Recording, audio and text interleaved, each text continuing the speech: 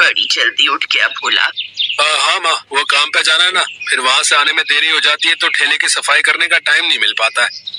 बस कर भोला, कितनी मेहनत करेगा रे तू। दिन भर मजदूरी करता है और फिर शाम को मोमोज बेचता है। अगर तू बीमार पड़ गया तो? अरे कुछ नहीं होगा मुझे, मैं ढेर सारे पैसे कमाऊंगा ताकि सबसे पहले आपका अच्छे से इलाज करा सकूं और फिर आपको हवाई जहाज में ले जाऊंगा काशी घुमाने। हाँ। अरे हवाई जहाज तो रहने ही दे, कहीं ऐसा ना हो कि हवाई जहाज में उड़ते हुए मेरे प्राण पखेरु ही उड़ जाए। अरे शुभ शुभ बोलो माँ, आपको मुझ पर भरोसा नहीं है क्या? तेरे सिवा इस दुनिया में मेरा है ही कौन? तुझ पर भरोसा नहीं करूंगी तो किस पर करूं? तेरे बाबा तो पहले ही चले गए। भगवान करे कि वो मुझे भी उठा ले ताकि तुझ पर जिम्मेदारियों का बोझ कुछ कम हो। माँ ऐसी बातें मत किया करो। ये कहानी है भोला की, जो एक छोटे से गांव में अपनी माँ सरिता के साथ रहता था। भोला अपनी माँ से बहुत प्यार करता था और उनका बहुत ख्याल रखता। माँ ठेला धो दिया मैंने, जाओ आप नहा लो, मैं झट से खाना बनाता हूँ। नहीं जा, तू नहा ले, मैं बनाती हूँ आज खाना। ना ना ना, डॉक्टर ने आपको काम करने से मना किया था ना। भोला को अपनी माँ की बहुत फिक्र थी। वो पैसे भी कमाता और घर के काम भी करता। दिन भर वो बेचारा ट्रकों में भारी भरकम बोरे चढ़ाता था और फिर शाम को आकर मोमोज बनाता और उन्हें बेचने निकल जाता। माँ मैं जा रहा हूँ, आज रविवार है तो बहुत भीड़ रहती है बाजार में, और पता है रविवार को कमाई भी अच्छी होती है। ठीक है, मगर जल्दी आ जाना। भोले भंडारी से प्रार्थना करो कि सारे मोमोज जल्दी बिक जाएं, तो जल्दी आ जाऊंगा।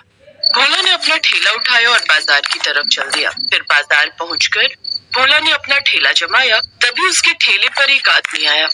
भाई मोमोज तैयार है क्या? हाँ जी सर, बिल्कुल तैयार है, गर्मा गर्म मोमोज। ठीक है, एक प्लेट लगा दो, और सुनो चटनी एकदम तीखी रखना।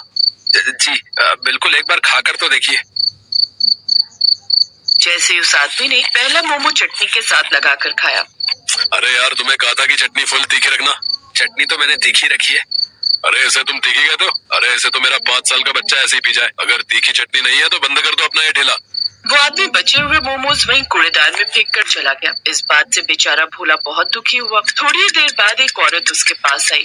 भैया एक प्लेट मोमोज लगा दो, और भैया चटनी फुल तीखी रखना, ठीक है? जी मैडम।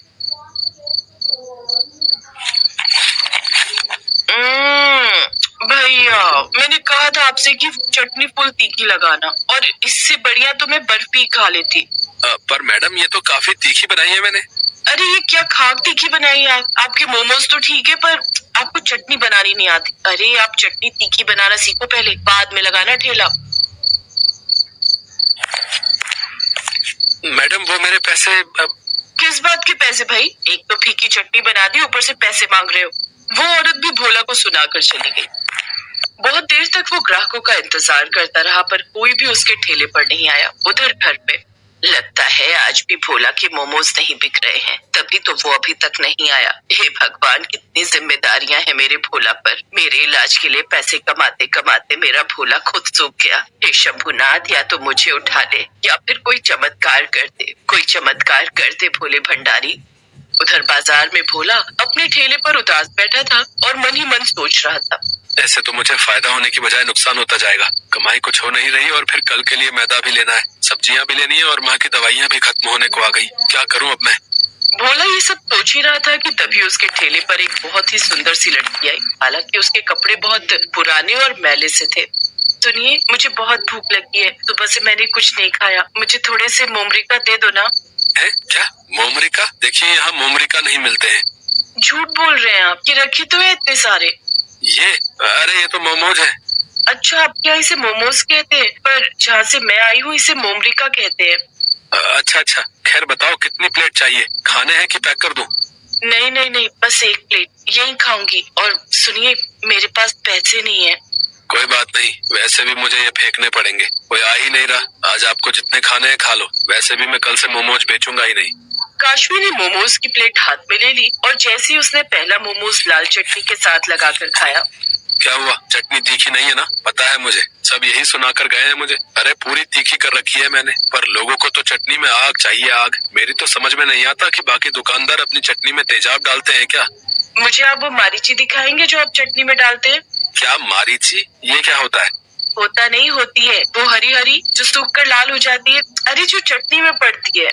पता नहीं कहाँ से आई हो तुम मोमोज को मोमरिका कहती हो और मिर्च को मारीची कहती हो। खैर, और खाओगी? हाँ, चटनी इतनी भी बुरी नहीं है, एक प्लेट और दे दो ना।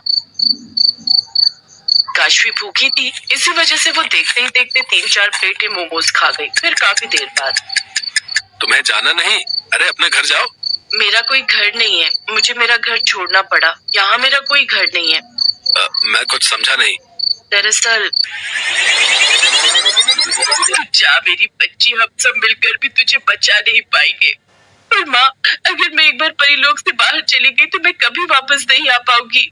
मैं चाहती हूँ मेरी बच्ची, पर अगर तू नहीं गई तो वो शैतान तुझे जबरदस्ती अपने साथ ले जाएगा और तुझ पर जुल्म करेगा। तू एक काम कर, तू धरती पर चली जा, वहाँ तुझे कोई ना कोई अच्छा इंसान जरूर मिल जाएगा। जा मेरी बच्ची, चली जा यहाँ से।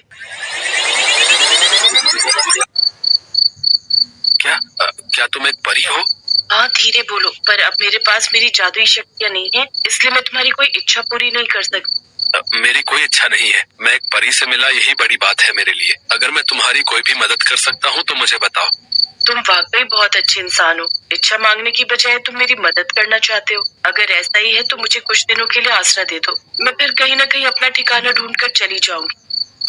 ठीक है, तुम मेरे घर चल सकती हो, और चिंता मत करो, मेरे साथ मेरी माँ भी रहती है। काशवी भोला के साथ उसके घर चली गई और फिर भोला ने अपनी माँ को सारी बात बता दी। तूने ठीक ही किया भोला, जवान लड़की अकेले कहाँ जाएगी।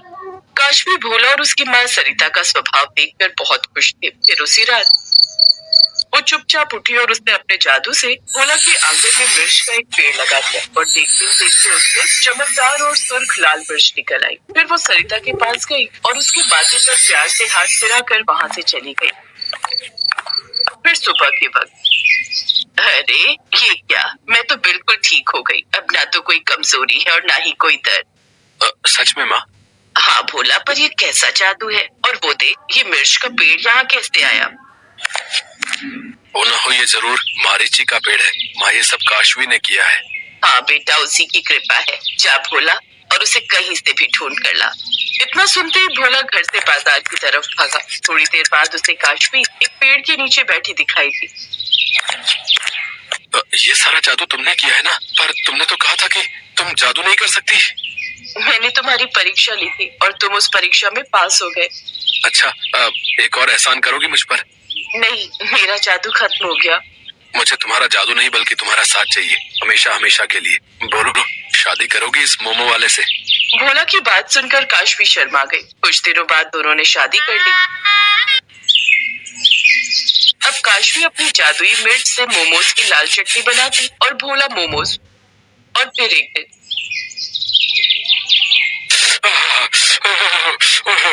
अरे भाई, मजा आ गया भाई। क्या तीखी लाल चटनी है। वाह वाह वाह। हाँ भैया, सही कह रहे हो, इससे तीखी चटनी तो मैंने आज तक नहीं खाई। भाई एक काम करो, 3 प्लेट पैक भी कर दो। काशवी की मारीची से बनी लाल चटनी की वजह से भोला की दुकान चल पड़ी थी और भोला के रूप में काशवी को भी एक अच्छा जीवन साथी मिल गया था।